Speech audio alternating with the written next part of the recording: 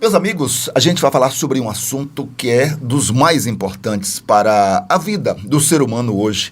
E eu tenho dito muito, Dr. Walter Viterbo, que é o nosso entrevistado de hoje, que nós estamos vivendo um mundo que parece estar doente mental. E aí, quando eu digo assim, parece estar doente mental, logo eu faço muitas vezes a correção. Olha, o mundo não parece, ele está realmente doente mental.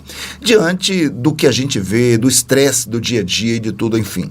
E eu, então, tomei a iniciativa de convidar o Dr. Walter Viterbo para essa entrevista, porque nós estamos exatamente vivendo o mês de combate ao estresse. O cara diz, mas mês de combate, como é que você vai combater o estresse? Vai sim, e tem saída, tem jeito, tem solução. Esta é uma doença que muitas vezes não vai precisar de algo químico. Depende, às vezes, unicamente de uma coisa chamada inteligência emocional. Eu quero saber agora do Dr. Walter Viterbo, que a gente convidou para este bate-papo com vocês aqui no GG News, a opinião dele a respeito exatamente do estresse, já que ele é especialista no combate à dor. E essa dor muitas vezes é provocada pelo estresse que sentimos ou estresse que provoca a dor. Dr. Walter, tudo bem?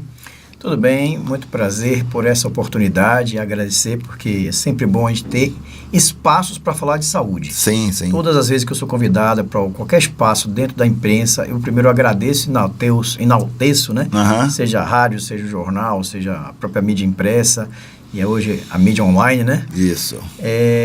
Que a mídia dê espaço para que os profissionais de saúde, médicos, fisioterapeutas, psicólogos, nutricionistas, educador físico, todo mundo que possa fomentar a saúde, desperte na cabeça e na consciência do seu ouvinte que está muito mais na mão dele tomar as devidas mudanças de atitude para que ele encontre a prevenção e o tratamento da saúde, né? Exatamente, as saídas. E aí, sobre esse tema específico que é estresse, é importante a gente desmistificar alguns nomes. Por exemplo, o que a gente chama de estresse é um equívoco. Ah, é? O que a gente chama de estresse são fatores estressores. Sim. Então, a violência... É o nome mais bonito, né? Mas você vai entender por quê. Porque existe uma causa e um efeito. Sim. Então, o nosso corpo, ele tem a capacidade de perceber os fatores estressores e de reagir numa adaptação. Que seria a absorção daquele momento, daquele fato? Exatamente. Então, assim, o corpo, ele está preparado para reagir e se adaptar aos fatores estressores. Sim. Então, a rigor, o conceito de estresse é uma reação de adaptação aos fatores estressores. Então, vamos dar um exemplo. Você está distraído atravessando a rua e um carro buzina. Esse é um fator estressor. E o estresse é a sua resposta, a sua adaptação do corpo de tomar aquele susto e o seu organismo lhe preparar para luta ou fuga. Sim. Claro que você não vai lutar contra o carro, então você vai fugir do carro. E xingar. Não buzine, foi alto, maluco, tal. Aí você entra no estresse. Mas muitas vezes aquela buzina é justa, porque a pessoa hoje está andando na rua de celular, né? Isso. Eu já buzinei para a pessoa de celular. Deus do céu, então, mas enfim, então o que é estresse? É uma resposta do nosso corpo de adaptação a fatores estressores. Certo. Então, o que são fatores estressores? A violência, o trânsito, a economia, a política, o futebol, o treinador, aquele jogador que não dá mais, mas ele continua sendo escalado, estressante, meu Deus. Ele não está falando em Cauli aqui não, viu, pessoal? Não tem nada a ver, viu, Rogério? Ele não quer mais. Ele não quer mais, não quer, tudo bem, você mostrou que era bom. Certo. Mas se você não continuar mostrando que é bom, você está estressando. Então, é um fator estressor. Certo. E aí, já que você puxou o nome do jogador, cada torcedor reage de uma forma. Alguns extremamente irritados, outros mais ou menos, e outros falam assim, eu não tenho jeito a dar. Eu, meu caso, que já evolui nisso, tenho a mesma raiva dos outros, como tive agora no último jogo, né, nesse jogo de segunda-feira, onde a gente vê que o cara entra e não contribui. Certo. Então, assim, como eu não posso mudar o fator estressor, eu preciso, então, mudar a forma como eu vejo esse fator estressor. Certo. E esse é um dos maiores caminhos para você tratar estresse. E a gente vai daqui a pouco falar sobre o Semear Sempre, que é a campanha do meu livro, onde o nome disso é a pessoa ter a capacidade, de interpretar e modificar a sua percepção. Sim, sim. E aí você fala assim, eu fui demitido, eu não posso mudar a demissão, então eu tenho que mudar a minha percepção sobre isso. Aí vai ficar resmungando, eu vou procurar outro emprego. Uhum. Eu fui sair de uma relação, então não vai voltar a relação, deixa eu procurar outra. eu estou com uma perda na família, o parente morreu. Você vai ficar triste como for, mas não vai voltar o fator estressor. Certo. Então, se você não pode mudar numa ponta, só resta outra. É a sua percepção sobre esse fator que vai tornar aquele estresse maior ou menor. Então, o que eu quero chamar a atenção é, os fatores estressores existem, mas muitos deles nós podemos evitar, e os outros que nós não podemos evitar, por exemplo, a perda de um parente, a perda de um emprego, a perda de um relacionamento, a gente precisa modificar a nossa percepção a esse fator estressor e não transformar isso num estresse constante. Sim. Né? Eu vou falar agora de mágoa. Conheço pessoas que têm mágoa de outro há 20 anos, há 30 anos. E eu continuo dizendo, você está tomando um copo de veneno para matar o outro.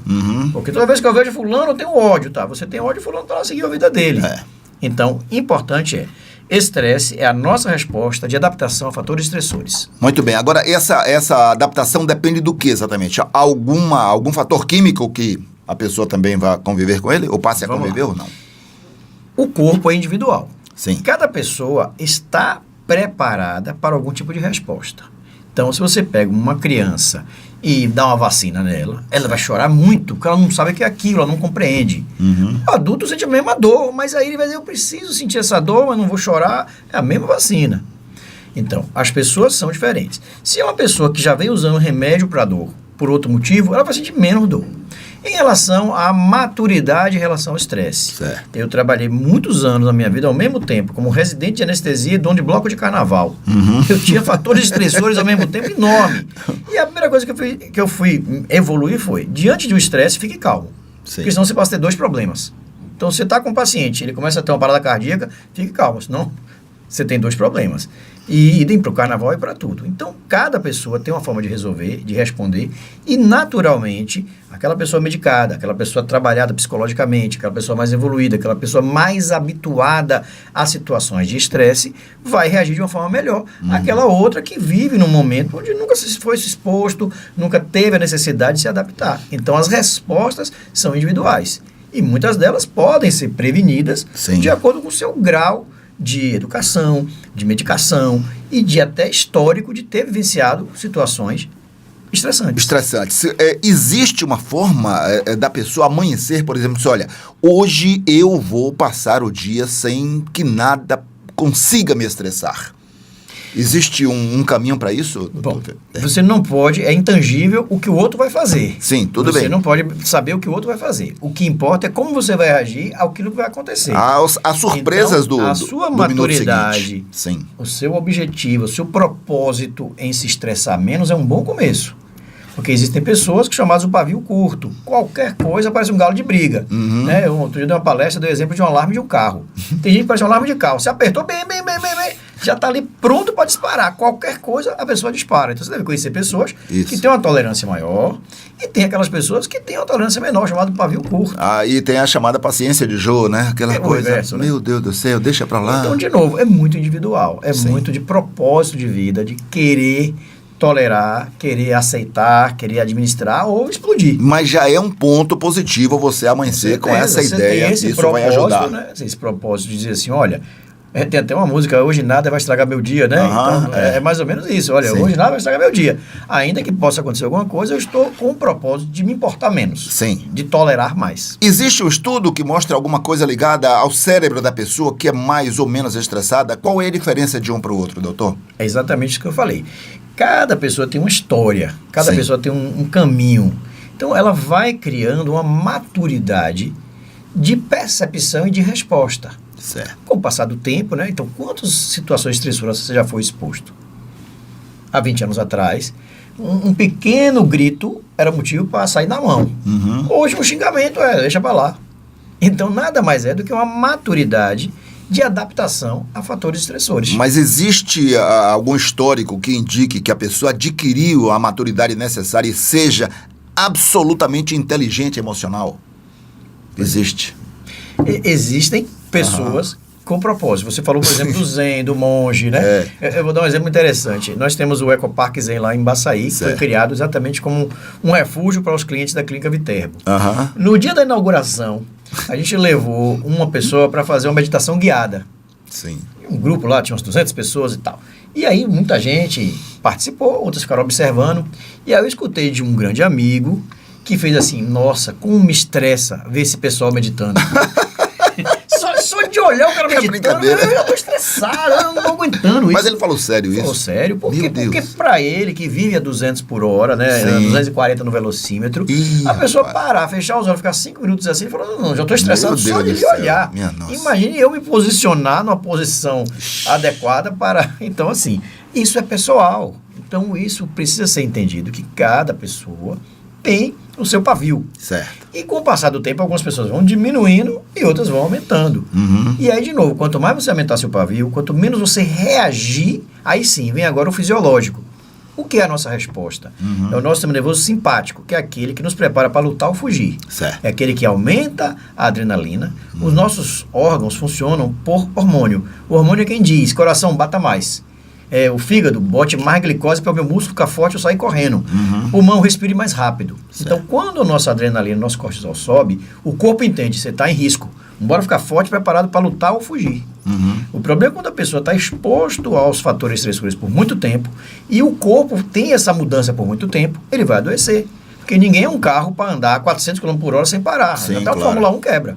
Então, é importante evitar essas respostas aos fatores estressores. Quem é mais estressado? É o homem ou a mulher? É o velho, o novo? Existe algum estudo científico? Vários e polêmicos. Já vi estudos mostrando que a mulher é mais estressada. Sim. A maioria dos estudos demonstra Coitada. isso. Mas já tem estudo mostrando não, que é o homem. Sim. Né? E hoje a gente vai incluir 2 faixas etárias de uma forma muito triste, que são os idosos e as crianças, entrando nesse espectro de pessoas estressadas, né? Infelizmente, tem crianças hoje com 10, 12, 13 anos medicadas já. Medicadas. Transtorno de humor com medicação pesada, coisa que pessoas com 50, 60 anos nunca usaram e a criança de 10, 12 já está medicada. É necessário mesmo, doutor? É difícil avaliar, né? Sim. Mas assim, se um médico está cuidando, um psiquiatra, um neurologista entende que o que resta é isso, eu não posso de fora julgar, né? Não é um caso, não é meu paciente, não posso julgar se aquele caso está errado ou está correto. Mas assim, se chegou a medicar, provavelmente são casos que chegaram a um nível que necessitou essa conduta. E, infelizmente, nossas vovós, nossos vovôs que já deviam estar, né, na terceira idade, curtindo seus netos, muitos deles voltam para o mercado de trabalho para sustentar, às vezes, os filhos, para sustentar uma netos, família, e ele volta a ter as questões profissionais, as questões emocionais que os estressam e muito. E muito, né? Agora, você lançou um livro. Eu queria que você falasse sobre ele. O que é esse livro sobre estresse? Na verdade, é um manual com 12 passos para prevenir e tratar o estresse. Opa, que legal. De forma bem simples, a palavra semear sempre. Sim. Onde cada uma dessas letras vai dar uma dica. Semear sempre. Vamos lá. Vai falar de sono, né? Então, assim, quem previne estresse tem que dormir bem. Quem dorme mal já está estressado. Você dorme 3, 4 horas por noite, amanhece o dia a 1000 por hora. Meu Deus do céu. Exames preventivos. Né? Quem faz exames preventivos se previne. Que tipo de exame? Qualquer um para cuidar da saúde? Vamos dar um exemplo assim que tem a ver, como vocês dizem na mídia, o factual. Sim. Daqui a um mês teremos o Outubro Rosa, a prevenção do câncer de mama. Aí você vai fazer o exame. Você vai diminuir muito o risco de você descobrir o câncer quando ele está mais avançado. Sim. E Novembro Azul, em relação ao câncer de próstata, então esses 2 cânceres, tanto o de mama para mulher quanto de próstata para homem, são dos cânceres mais prevalentes na população feminina e masculina, respectivamente. Certo. E que são preveníveis, com simples exames, com toque e com a própria automassagem. M. E aí, M são metas. O que são metas? Você traça metas exequíveis. Metas que vão fazer você realmente poder escolher ou se estressar. Tem gente que traça metas, olha, até o final do ano, vou trocar o carro, pintar a casa, viajar, comprar isso, comprar aquilo, e passa o ano todo trabalhando para isso e não consegue. Então, metas exequíveis. Certo. A outra letra E, a gente vai falar de exercícios. Atividade física, e você é doutor nisso, não precisa nem dizer, os grandes benefícios que tem na prevenção do estresse. E da dor, né? Que a atividade física previne dor, previne infarto, previne diabetes, previne doença e, obviamente, ainda deixa a pessoa com a autoestima lá em cima. Certo. A letra A de semear fala de alimentação, de novo, né? O que a gente come pode ser bom, pode ser veneno. Sim, sim. E a letra R fala de relacionamentos. Tanto na vida pessoal, quanto na vida profissional, com os amigos e, obviamente, né, assim, aquele relacionamento familiar, que muitas vezes tem estressado bastante. Sim, sim. Então, semear é sono, exames, metas, exercícios, alimentação, relacionamentos. Certo, certo. E o sempre começa com a letra S de sexualidade, né? Que é algo que obviamente pode ser estressante ou pode ser muito saudável. A letra E é escolhas, que aí é aquilo que a gente falou. Você pode escolher perdoar, você pode escolher deixar para trás, olhar para o retrovisor, parar de olhar para o retrovisor e passar a olhar para o para-brisa, porque a vida anda para frente, não para trás. Sim. As coisas de trás servem para a gente aprender, para a gente levar como lição, mas não para ficar carregando nas costas, né, as mágoas. Então, sempre é sexualidade, escolhas. M, que é a pior das letras para mim, que é medicamentos, que é a hora que a gente tem que medicar alguém estressado, que tem um burnout, que tem risco, inclusive, de suicídio, né? Estamos no Setembro Amarelo, chama a atenção do suicídio. Sim. Letra P é o inverso, que seriam as práticas complementares, né? Acupuntura, yoga, reiki, massagem, entre outras, a mindfulness, como se diz. Certo. Né? A letra R, que é extremamente importante, que é ressignificar.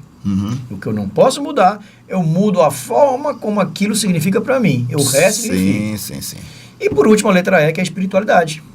Então, Legal. semear sempre são 12 dicas que, se você seguir, você vai prevenir e tratar o estresse. Que legal. Agora, o estresse provoca dores? Com certeza, e a dor provoca estresse. Nós estamos em um ciclo. O que é que mais faz? A dor provoca mais estresse, o estresse provoca mais dor? Exatamente. Eles estão juntos? Quando você tem um quadro, você não é estressado, mas você teve uma lesão. Certo. Essa dor lhe estressou. Então, apesar de você não ser uma pessoa estressada, uma dor constante vai estressar mesmo uma pessoa calma. Então, tem que tratar a dor, porque ela vai levar um quadro de estresse e, com o passar do tempo, pode levar um quadro até de depressão. Certo. A dor crônica geralmente está associada à depressão. E o inverso, a pessoa estressada que não tinha dor, ela começa a ter dor, principalmente muscular, porque ela começa a ficar sempre contraída e morde caneta, e tem dor numa seta, e tem dor na coluna. Às vezes você vai fazer exame de coluna e não tem nada, não tem tem pessoas alteração. que você toca no ombro travado, e a pessoa está travada ali e sentindo dores. Tá aquilo tem a ver com estresse? Claro. Quando você vai lutar e brigar, você não se contrai, você não fica menor para o adversário não lhe achar. Isso. Então, isso aí você imagina de forma subconsciente o dia inteiro, você tudo travado ali, seu músculo sofrendo, não circula o oxigênio, não renova aquela célula. Então, você está estressado, está mordendo caneta, está apertando a boca, às vezes a pessoa tem dor na ATM, não sabe o que é, não tem nada de errado, mas tem a dor por causa do estresse. É isso. Agora, uma pergunta que eu quero que você responda com a sinceridade de sempre. Esse mundo doente mental, tem jeito, tem remédio para ele, doutor? Eu gosto sempre de, quando me perguntam, dizer o seguinte, as pessoas falam assim: que mundo deixaremos para nossos filhos? Eu inverto a pergunta. Que filhos estamos deixando para o nosso mundo? Chamo a responsabilidade, né, de cada um dos pais do que pode fazer para que seus filhos sejam um pouco mais humanos, mais preocupados. A gente está vendo uma geração nova, muito ligada na tecnologia, né, no celular, no tablet, muito individualista, com valores diferentes dos nossos, né, que era da bola de gude, da pipa, da raia, dos brinquedos naturais, da bola, do pique-esconde. Sim. Eu acho que a tecnologia é ótima, mas a gente tem que ter muito cuidado para que ela não passe direto e faça uma mudança, como a TV mudou dos nossos avós para nossos pais. Sim. Né? Os nossos avós sem TV tinham outro tipo de relacionamento. A TV já foi uma coisa que mudou muito. E hoje a gente percebe que essa geração precisa ser orientada por nós pais e avós mais velhos para que a gente deixe pessoas melhores para o nosso mundo. Porque o mundo realmente está doente. Com o Covid ficou mais doente ainda. E a gente ouvia nesse período do Covid aquela velha história de dizer assim, olha, o mundo logo depois dessa pandemia vai ser melhor. E ficou pior. Eu ouvi muito isso. Melhor. Eu não sei em que aspecto. A gente imaginava que o mundo seria mais humano, que as pessoas teriam mais empatia, que as pessoas seriam mais calmas, menos estressadas, porém, me parece que a coisa não foi igual, eu também não ao que se avaliou. Como o Covid tem deixado mais positivos do que negativos, não. Eu avalio o inverso também. Concordo com você. É isso aí. A sua mensagem final para que a gente dê uma paradinha, que a gente acorde de manhã, o que é que o senhor recomendaria? Acorde bem, né? E passe uma semana feliz. O que é que na sua posição final aqui, na sua mensagem final, deixaria para o público que está nos acompanhando agora? Eu entendo que as 12 letras são importantes. Mas se eu tivesse que escolher uma, eu escolheria a letra E de escolhas. Opa! Porque nós vivemos, então você é um pouquinho mais velho do que eu, pegou a transição da ditadura para a liberdade. Foi. Nós não fazíamos escolhas, né? Nós não podíamos fazer escolhas. Eu ainda era criança, eu nasci no final dos anos 60, né? Quase anos 70. Mas assim, a ditadura não permitia a liberdade de expressão. Hoje nós vivemos uma democracia que a pessoa tem a liberdade de expressão. Fala o que quer. Então, se você tem a liberdade de expressão, você também tem a liberdade de escolhas. Escolhas quer dizer o seguinte, você pode fazer as melhores escolhas para você. Vamos falar de alimentação, de atividade física, de relacionamentos, de espiritualidade, de práticas complementares, de ressignificação. Então escolha, você dirige o carro da sua vida, tomar as decisões mais saudáveis, as decisões que vão fazer você ser melhor para você e para o mundo. Então escolha ser saudável, que você vai ser feliz. Vamos lá então. Um abraço a todos. Dr. Walter, obrigado mais uma vez. Sucesso. Sem estresse, hein, pessoal?